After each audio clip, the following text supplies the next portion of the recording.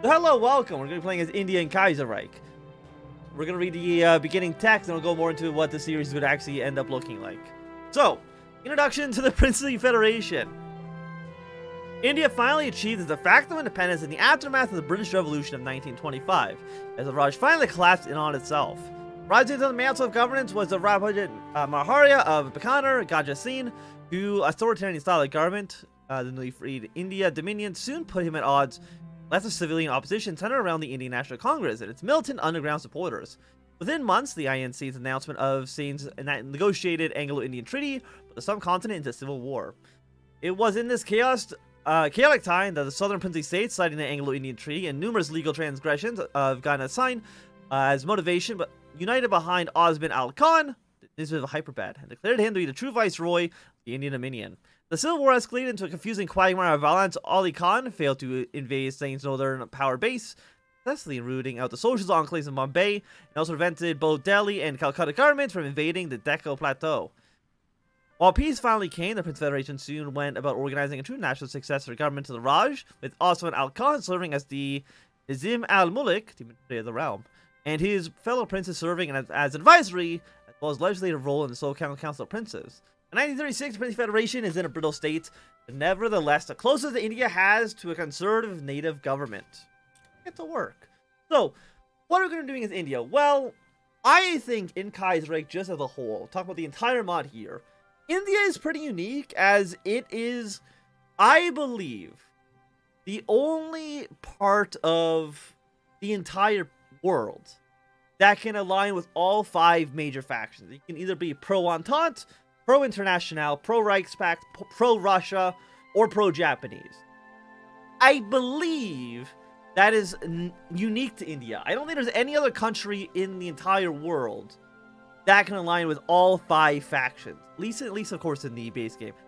I think maybe... No, I guess Indonesia can also do that. India and Indonesia, I think, might be the only countries that can align with all these factions.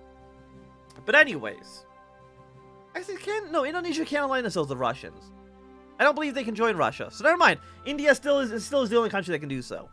But, Princely Federation is the only one of the 3 Indias that we have not played, as we played as both the Bharatiya Commune and the Dominion of India in the past. So, might as well complete the trifecta here and, play as them. So we're starting off with a 28 divisions. I'm assuming our army's probably not fantastic. I'm gonna split these armies up 14 and 14, at least on both these borders for now. I'm not too worried about the AI invading us from the Dominion of India or from the Bharatiya Commune, just because it usually takes the AI a little bit too long to actually get enough troops on the field for them to do their focuses to actually attack us. So chances are we'll be the aggressors in any kind of war. We'll be going for army experience here as well as getting our free 50 Army Navy experience. So, what we're going to be doing as well with this campaign is, of the countries that we can align ourselves with, we are going to be aligning ourselves with the Japanese. And my reasoning for that is, it is the only country, interestingly enough, because, once you actually unite India, you can then choose how you want to align yourselves. You can go pro-Germany, pro-Russia, pro-Japanese, or you can be isolationist. But if you're a human player, I don't know why you'd ever choose isolationism. But interestingly, if you look at Germany, you need to unite India before you can join the Reichspakt. You want to align yourself with Russia? You need to unite India before you can join the Warsaw Pact, the Moscow Accord. But with Japan, you don't need to unite India. You can align yourself with Japan before unification, which is very strange. You can rush your way down here and align yourselves with Japan very early on as a Princely Federation, which we've seen once before. I think it was actually in our last campaign of Sardinia. We saw the Prince Federation join up with Japan, which actually is what caused the inspiration for this exact series that you're watching now.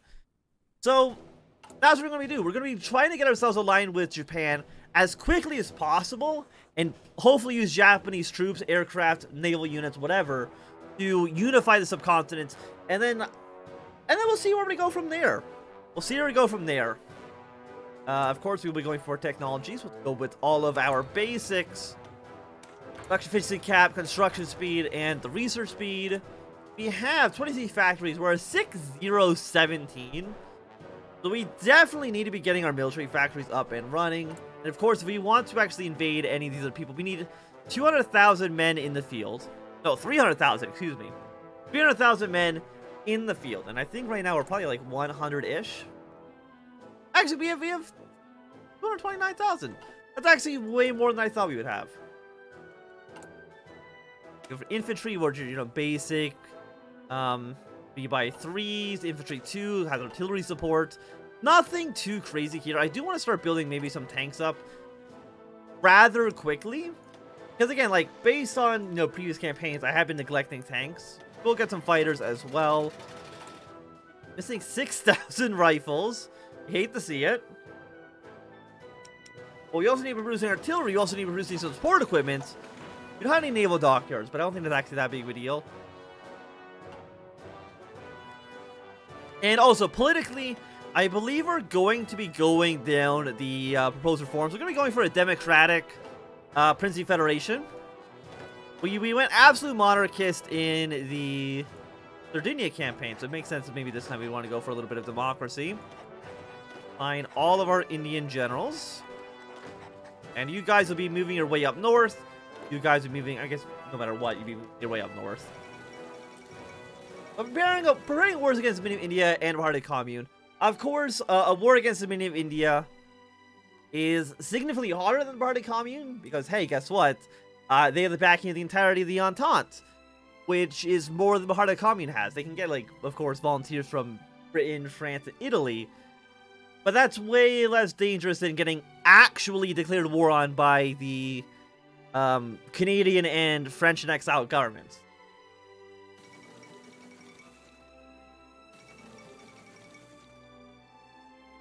Got a new king of Great Britain, new totalist charter, that all seems completely okay. We can deploy up to an extra 20 divisions, which of course we want to get there as quickly as possible. We want to be able to get as many men in the field. I'm trying to think, because when can we actually unlock our decisions here? Because you unlock in June, so we got about half a year on you. And then you are until 37, of course you only happen after we have United India, obviously. Could I also do a pact with the North? Which I honestly don't think would be a bad thing. It really depends on whether or not we're with the Kuro Prosperity Sphere before or after.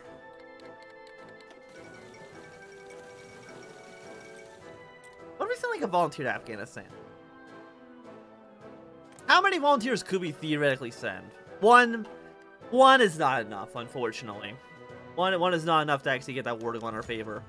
The Nizam's Silver Jubilee. Today, the glorious Osman Al Khan, administrator of the realm and Azim of Hyperabad, celebrates the 25th anniversary of his ascension to the throne of the ancestral princely states.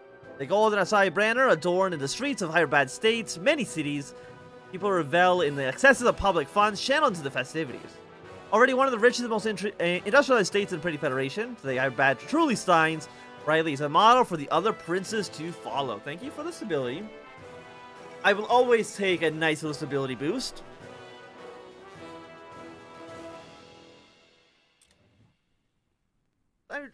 I find it interesting that India is the one country that can align themselves kind of like in whatever way they want. It really actually kind of makes it one of the most versatile states. Centralized command, organization planning speed, recovery rate, political power gain. Cavalry attack is, I think that's essentially garbage. Army experiencing 300,000 men. Cheaper armor divisions actually would be quite nice. I mean, cheaper armor divisions is good. The structure, infrastructure, industry. I mean, you know what? Let's also go for some new construction methods. Get our way down towards history techs. It does require us to get excavation 1. But I think as soon as construction 1's done, we'll just do the excavation. It's not really that big of a deal. Excavation 1. I mean, as a tech we probably want regardless. Let's see. We unfortunately don't actually produce any steel in the country. We'll get that from the United States. It's going to really slow down our civilian economy. Which, I mean, isn't fantastic. Again, 21 factories isn't horrible. It's not bad. But it could just be, it could be so much better. You know, one problem that we do have, actually not really a problem, one benefit we do have, of course, is that we are India. India by itself can legitimately change the tide of the war, the Second Weltkrieg, in any direction. If it's Entente aligned, the Entente will definitely win. If the Bahar Commune aligns itself with the Third International, Third International should win. Of course, this kind of relies on you being a player in control. A new chairman at TUC. Stuff's going on in Ecuador. I did see something was going on with Australia. Just democracy. Okay, nothing too crazy there. But like a human-controlled India basically can win the Second Weltkrieg for whatever faction they decide to align themselves with.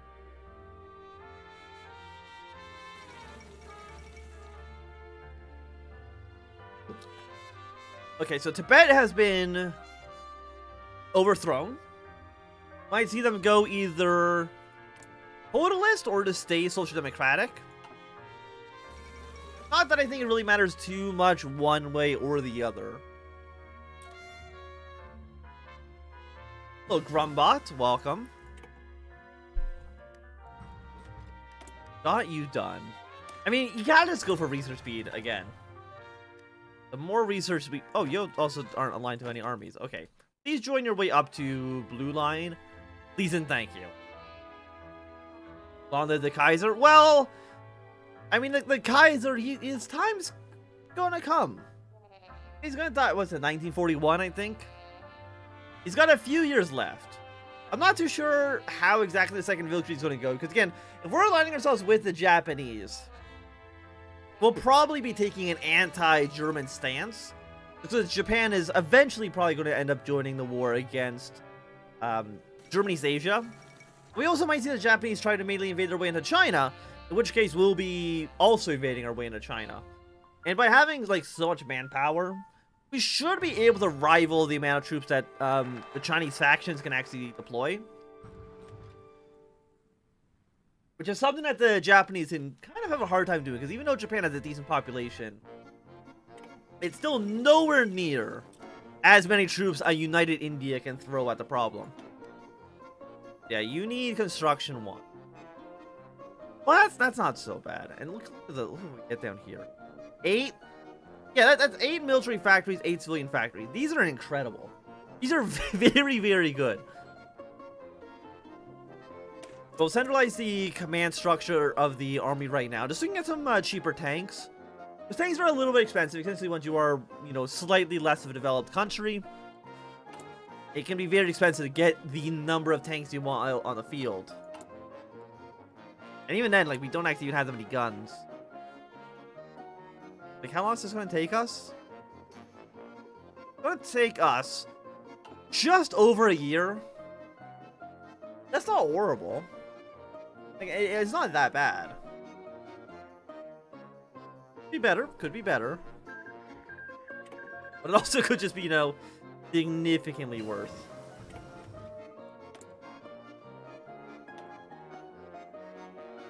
Okay. 36 days on you.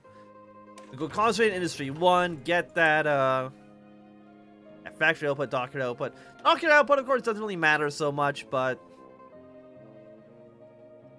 I still think it's pretty.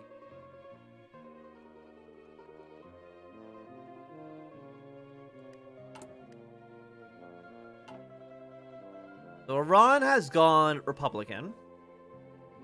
Not that, again, that shouldn't really matter too much. It's not like, I don't think Iran can really join any factions.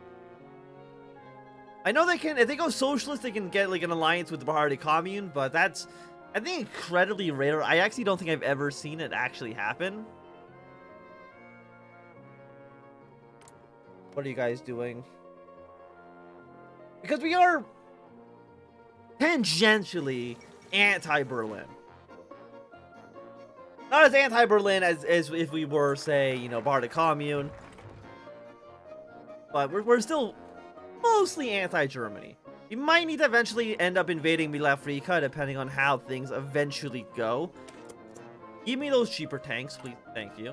Once construction 1 is done, of course, we will be going for excavation so we can get those incredibly good economic focuses done. 6 days.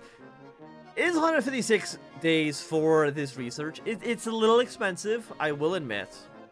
By the way, I'm curious. Does this actually require that Japan has a faction? For the follow. It actually doesn't, interestingly enough. Because I don't think Japan... No, they are a faction. Did they start off in a faction? Oh, they do. Okay. I actually thought Japan didn't start off with a faction at the beginning of the game, but apparently I'm just wrong on that. So turn you off. Immediately, yeah, get rid of civilian economy. We can go straight into early mobilization. Recruitment law shouldn't ever really matter so much. Just because of, again, India has so much population that you probably, other than maybe getting up to limited conscription for that 2.5% that has no penalties, honestly, that's probably as far as you ever need to go. If you're getting up to like extensive or all adult serve, you've made a major mistake somewhere along the line. Now you need that. I guess the only benefit for that would be, no, it doesn't change how many troops you can deploy, right? That gets affected by your economy, not by recruitment laws you have. So yeah, we can actually train up another like 5 divisions now, which isn't saying too much, but we probably want to switch some of these units out. Police divisions are kind of garbage. Well, I'm assuming they're garbage. Yeah, they're 10 combat with. We do want to get these guys up to 20 at some point, if not even maybe up to 40. Depends on how many units that we can deploy. Wait, has research construction 1? Oh no, you're construction. We don't need excavation. I read that event wrong. Excellent. Get that done. I mean, we'll still get excavation because we still extract a lot of raw materials, which will then get converted, of course, into factories. We're getting 2 from factories right now. It's not that great, but we should get a little bit better in the future. I think Mongolia has also had some rebels join it. Poland has a new king. Aside from that, we also do our vassal down here. We got Madras as a vassal of ours. They do have 5 divisions, so I mean, even though our army shows that we are, I think, what, 28, we're more effectively at 33. Because if we need to, we can just like, hey, give me your soldiers. Actually, this country doesn't allow you to request our forces. Never mind, we're not effectively at 33. You kind of defend our southern border a little bit. It might also be because we're not at war and the AI won't just keep not at war.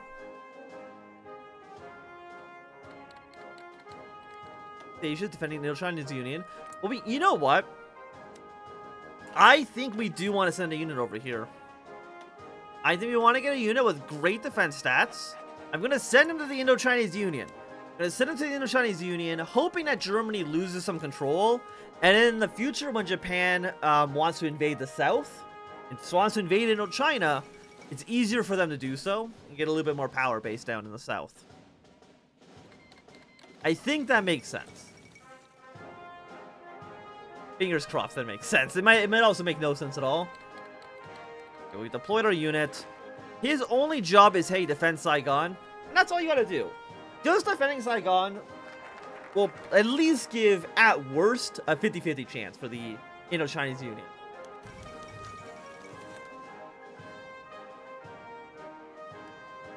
Okay, it's also past 36. So we should now be able to do addressing the council. It gives us 100 political power. Yeah, limited conscription. There's no penalty for it, so we'll just take it right away. The taught in Algiers. And I apparently clicked off of the railroad event. That's my bad. I mean, basically, we got trains. Trains are cool. 2 thumbs up for trains. Poland has joined up with the Austrian faction. That's not that bad. It basically just means they're essentially joining with Germany when the Second Weltkrieg begins.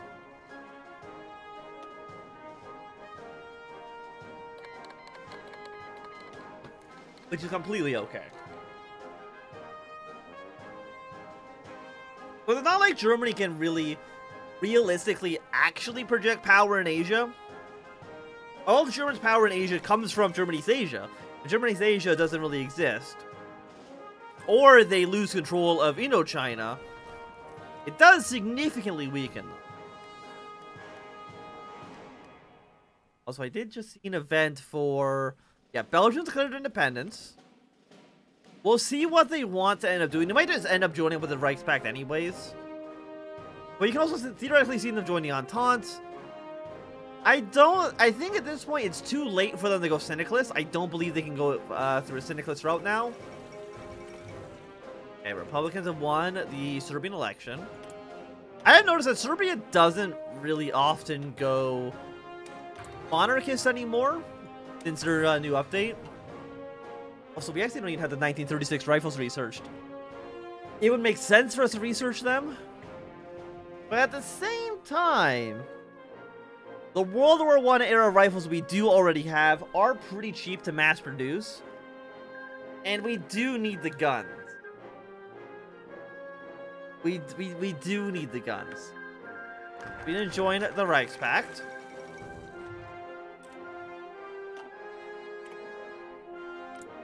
What's... Yeah, so you're in the Reichspakt. Norway's actually going to join the Internationale. And that should be fine for now. So the Council of Princes. The Nazim have hired Bad Osam Adil Khan met the Council of the Princes as they presented to him what they believed to be a fair and just package of reforms. Namely, that the power of the Council would be consolidated into a national Diwan elected from among the number. This Diwan would assume the primary responsibility of restoring rule over the remainder of India. So far, it is uncertain whether Nazim will accept the proposal or whether we'll look at them as an erosion of his own personal authority. There are many, after all, who believe Nazim himself should act as Diwan, and others who say that the position should be subjected to national elections as soon as the positions, as should the positions of the council itself. Well, we are going to be going, we will be agreeing to these proposed reforms. Just get 100% of power off you. Research speed plus 5%. Technology, or electronics is not horrible. A research slot would also be quite nice. I think also need the railroad and forward investment.